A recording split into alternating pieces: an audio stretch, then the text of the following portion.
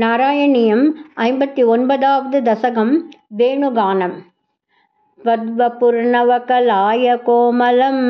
प्रेमदोहनमशेषमोहनं ब्रह्मतत्त्वपरचिन्मुदात्मकं वीक्ष्य सम्मुहुरन्वहं श्रियः मन्मथोन्मथितमानसाक्रमात् त्वद्विलोकनरतास्ततस्ततः गोपिकास्तवनसेहिरे हरे काननोपगतिमप्यहर्मुखे निर्गते भवति दत्तदृष्टयः त्वद्गतेन मनसा मृगेक्षणाः वेणुनादमुपकर्ण्य दूरतः त्वद्विलासकथयाभिरेमिरे काननान्तम् इतवान् भवानपि स्निग्धपादपतले मनोरमे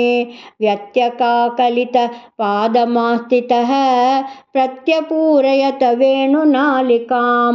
मारबाणदुतकेचरीकुलं निर्विकारपशुपक्षिमण्डलं द्रावणं च दृशदामपि प्रभो तावकं यजनि वेणुकूजितं वेणुरन्ध्रतरलाङ्गुलीदलं तालसञ्चलितपादपल्लवं तत्स्थितं तव परोक्षमप्यहो संविचिन्त्य मुमुहुर्व्रजाङ्गनाः निर्विशङ्कभवदङ्गदर्शिनीः केचरीकगमृगान् पशूनपि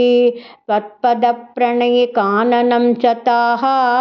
धन्यधन्यमिति नन्वमानयन् आपिबेयमदरामृतं कदा वेणुभुक्तरसशेषमेकदा दूरतो बत कृतं दुराशयेद् याकुला मुहुरिमा समामुहन् प्रत्यहं च पुनरित्यमङ्गनाः चित्तयोनिजनितादनुग्रहात् बद्धरागविवसा त्वयि प्रभो नित्यमापुरिह कृत्यमूढताम् रागस्तावज्जायते हि स्वभावान् मोक्षोपायो यत्नतः स्यान्नवा स्यात् तासान्त्वेकं तद्वयं लब्धमासीत् भाग्यं भाग्यं पाहि वातालये स गुरुवायूरप्पा शरणं सर्वत्र गोविन्दनाम संकीर्तनं